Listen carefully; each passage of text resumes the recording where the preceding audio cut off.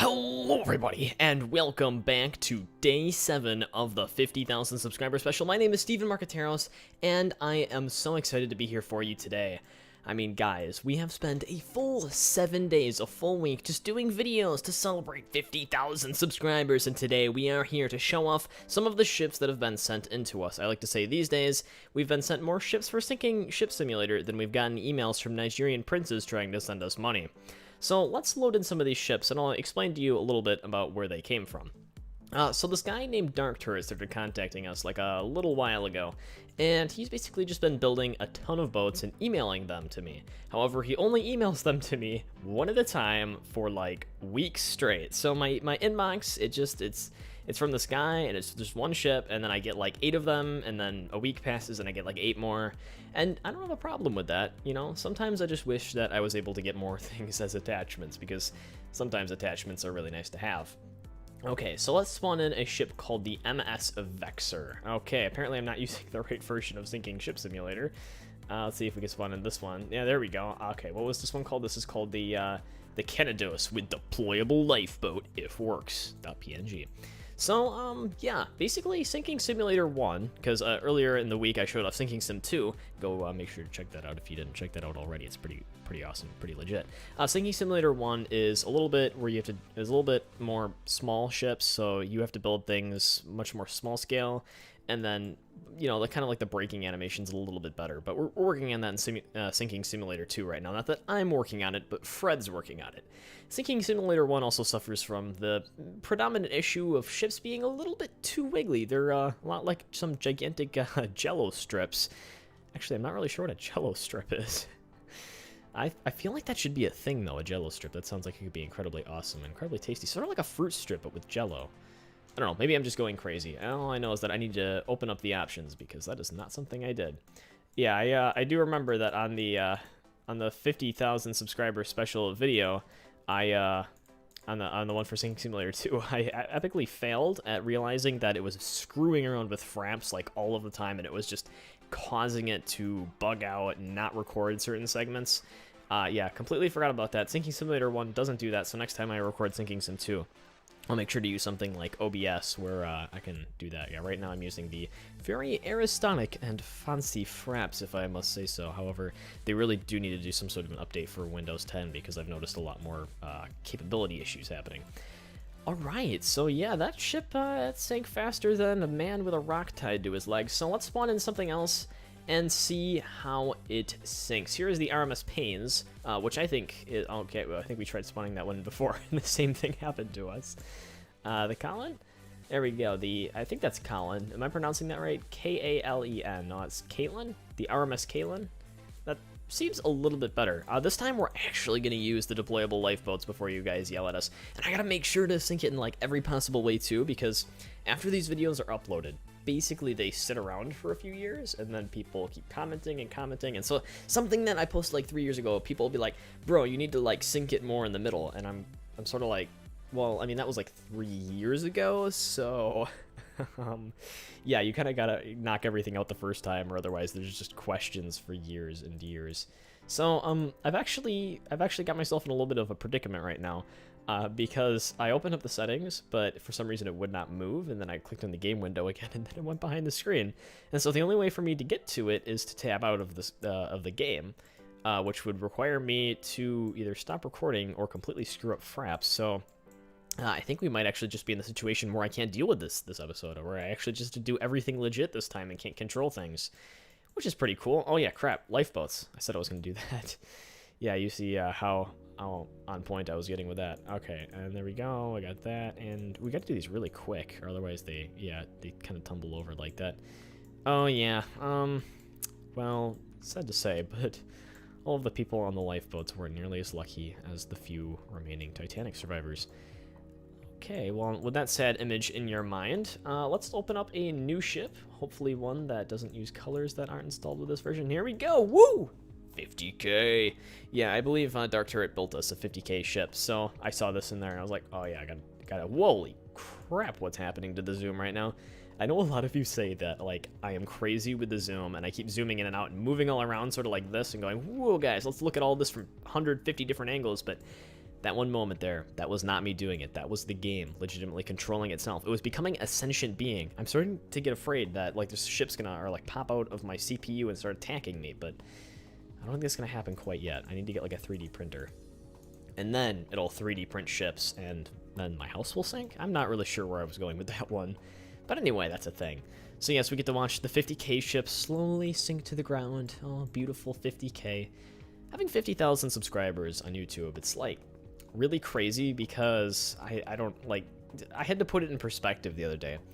Like you can fill an entire baseball stadium, like a professional MLB baseball stadium with that many people. And I mean, it's just not something that you can really visualize that well. Like 50,000 people. I can't even really begin to just determine how many 50,000 people is.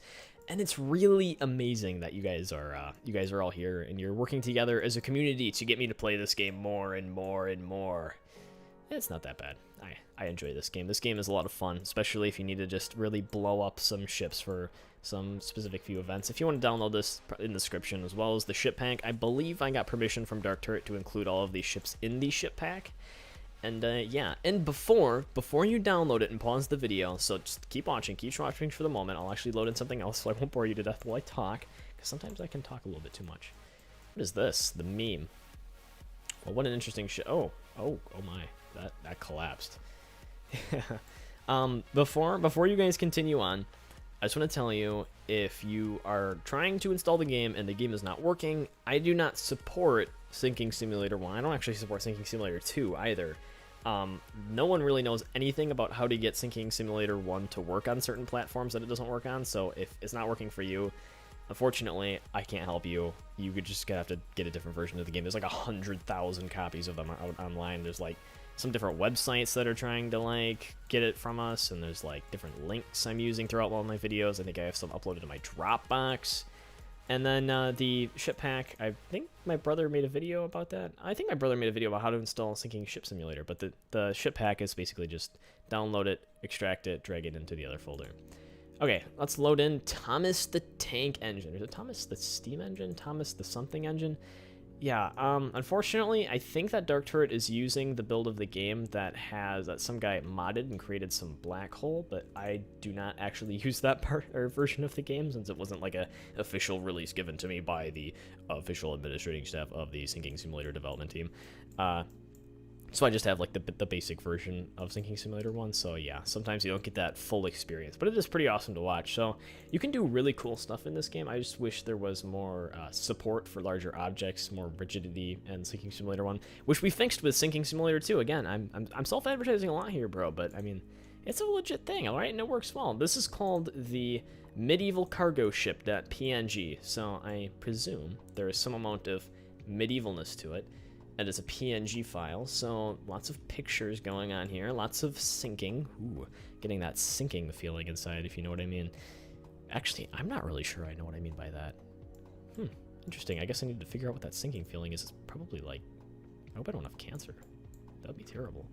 Okay, on that note, let's load in some different ships. We can't really load in the Nomadic here. The TI Europe. Oh, yes.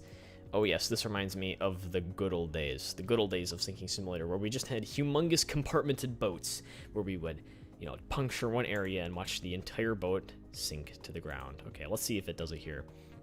I'm actually kind of wondering if these dividers that are in the ship are actually whole segments, or they're just kind of like a design feature, because they don't appear to actually be legitimate whole segments, which could really not be good for the ship. That would not be good for the ship at all. All right, let's just wait and watch it sink while we talk about good jokes from the BP oil spill of 2000 and... Ooh, man, whatever I say on the end of that is not going to work out well for me, and people are going to go crazy in the comments. So, the BP oil spill that happened in the month of April, sometime within the past 16 years. Yes. I don't actually remember where I was going with this joke. I've completely forgotten at this point. I'm just gonna go with it and keep on just going with this ship that's sinking right now. So yeah, here we go. I'm doing it from the middle this time so we can see the both ends of the ship actually closing together. I'm not sure about the actual physics behind that, because I am pretty darn sure that a rigid object should, like that, should not do that in any normal situation. It should do more like it just did and kind of rip apart, but or that it should just collapse and sink as one rigid object and not actually split apart at all. Well, I'm going to take a very short video cut here while I actually load up the options menu. Okay, I have done that just as an insect began to attack my face, so I could start slapping myself halfway through the video. Okay, let's load in some of the other ships. Do I have more that I haven't shown off yet? Yes, I do. I have a feeling there was supposed to be a lot more black windows on this. However, they got a little bit removed when I started using the incorrect version of the game. So now we have our strength, buoyancy, wave height, water pressure, and ocean depth controls, which can give us some really cool stuff if we want to. There we go. I'll just puncture like every compartment here, but I'll keep the buoyancy like super high. Look at that buoyancy. That is incredibly buoyant, if I must say. You know, I've actually figured out in this game that like there are no laws of physics being involved whatsoever. Like, I mean, the first problem we have here, if you guys would like to get technical with physics today, Steven Marqueteros gets technical with physics. I mean, it's kind of not right, because, I mean, the law of conservation of energy states that you can't create or destroy matter, and here we are spawning in ships and puncturing holes in them without any sort of debris whatsoever. So, obviously, we have some sort of breakage of the...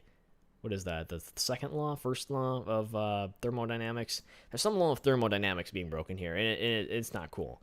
I mean, too, buoyancy works on some sort of alternate system that I haven't even learned yet, so buoyancy. You know, I've always learned that it has something to do with density, but I think I looked it up once, and it doesn't actually have to do with density. I don't know. You guys can go quiz me on that one. Go in the description. Go in the comments and say, oh, guys, buoyancy is calculated through this formula and whatnot, because that's something that I think you guys would be really interested in to, you know, get some really accurate physics calculations going on.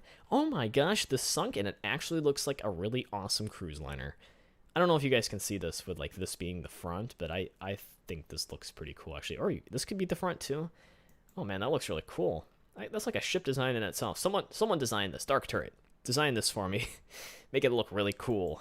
Okay, or I could just design it myself. I haven't built a ship in this game in what seems like a very long time. So, okay, I think I've gotten through all of Dark Turret's ships that recently. A lot of the ships that I also had here were I showed off on the live stream. I don't know if you guys remember that I sometimes do live streams, but we did do a live stream where we showed off some of Dark Turret's other ships, so you can go check those out if you really want to go see the rest of Dark Turret's stuff. Otherwise, I think that's all I have from him at the second that I can use right now. So I guess I'm just going to go back into one of like the regular tanker type things, and I'm just going to talk about the future of our YouTube channel, guys, because you and I are one channel together.